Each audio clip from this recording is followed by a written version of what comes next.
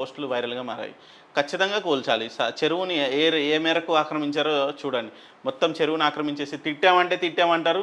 ఇంకేదో మాట్లాడతారు గానీ ఖచ్చితంగా అసదుద్దీన్ ఓవైసీని తిట్టాల్సిందే. జీహెచ్ఎంసీ కార్యాలయాన్ని కూల్చివేస్తారా? ఖచ్చితంగా కూలుస్తారు. వాళ్ళకి తెలుసు ఏది ఎక్కడ కూల్చాలో.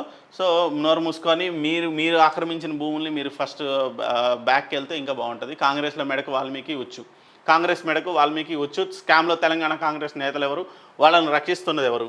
హైదరాబాద్‌లోని 9 బ్యాంక్ ఖాతాల్లో కర్ణాటక నుంచి 45 కోట్ల నగదు బదిలీ. నిందితులెవరు? ఆ ఖాతాలు ఎవరివి? వి6 బిజినెస్ సంస్థ యజమాని ఎవరు? లోక్సభ ఎన్నికల్లో ఆ డబ్బులే వాడారా? రాహుల్ గాంధీ స్పందించాలి. కేటీఆర్. వాల్మీకి స్కామ్లో సిట్, సిఐడి, ఈడీ హైదరాబాద్లో దాడులు నిర్వహించిన ఆ సమాచారం మీడియాలో రాకుండా అడ్డుకుంది ఎవరు? రేవంత్ రెడ్డి సహా కీలక కాంగ్రెస్ నేతలు కొంతమంది మీడియాను మేనేజ్ చేసిన మరో 4-5 రోజుల్లో అన్ని విషయాలు బయటకొస్తాయి. ఖర్గే ట్రస్టుకు భూసంతర్పణ. కాంగ్రెస్ జాతీయ అధ్యక్షుడి సంస్థకు అక్రమ లబ్ధి. బెంగళూరు హైటెక్ డిఫెన్స్ ఏరోస్పేస్ పార్కులో 5 ఎకరాల కట్టబెట్టిన కర్ణాటక ప్రభుత్వం. వాళ్ళు ఏమైనా ఏరోస్పేస్ ఆంత్రప్రెన్యూర్ సిద్ధరామయ్య సర్కార్పై విపక్షాల ఆరోపణలు. కొనసాగింప కొత్తదా? BC commission పొడిగింపుపై సందిగ్ధత. 31న ముగియనున్న కాలపరిమితి.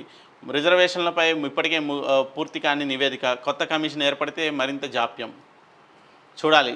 మధు యాష్కి గౌడ్కి అధ్యక్ష పదవి ఇస్తే ఈ బీసీ కమిషన్కి సంబంధించి ఏదైనా చిక్కుముడి విడిపోతుంది. ఎందుకంటే బీసీ కమిషన్కి ఆయన కూడా గౌడ్ సామాజిక వర్గానికి సంబంధించిన బీసీ నాయకుడు కాబట్టి ఆయన ఖచ్చితంగా ఇది చేస్తాడు.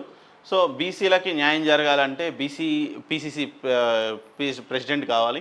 బీసీసీ అధ్యక్షుడు ఎవరైతే బీసీ ఉంటారో వాళ్ళు బీసీ నాయకుల్ని ప్రోత్సహిస్తారు. రకరకాల కులాల్లో యాదవుల్లో అవ్వచ్చు, గౌడ్స్లో అవ్వచ్చు, వెల్లమలో ఇంకో వేరే కులాల్లో ఏదైనా చిన్న కులాల్లో మున్నూరు కాపు అవ్వచ్చు. ఈ చిన్న కులాల్లో ఉన్న వారిని ఎంకరేజ్ చేస్తారు. వాళ్ళకి రాజ్యాధికారం దక్కే అవకాశం ఉంటుంది కాబట్టి బీసీకే పీసీసీ అధ్యక్ష పదవి ఇవ్వాలి. అది కూడా మధు యాష్కి లాంటి పెద్ద లీడర్కి ఇస్తే, పెద్ద చిన్న ఇన్ ద సెన్స్ డైరెక్ట్గా హైకమాండ్తో పోటీపడి అంటే కొట్లాడి తెచ్చుకోగలిగే దమ్ము ధైర్యం ఉంది. ఇక్కడ లోకల్గా ఈ రేవంత్ రెడ్డి చెప్పే కథలు వింటూ పిట్టకథలు వింటూ పీసీసీ నడిపిస్తే జరగదు. ఖచ్చితంగా ఢిల్లీ నుంచి అది డైరెక్ట్గా ఇండికేషన్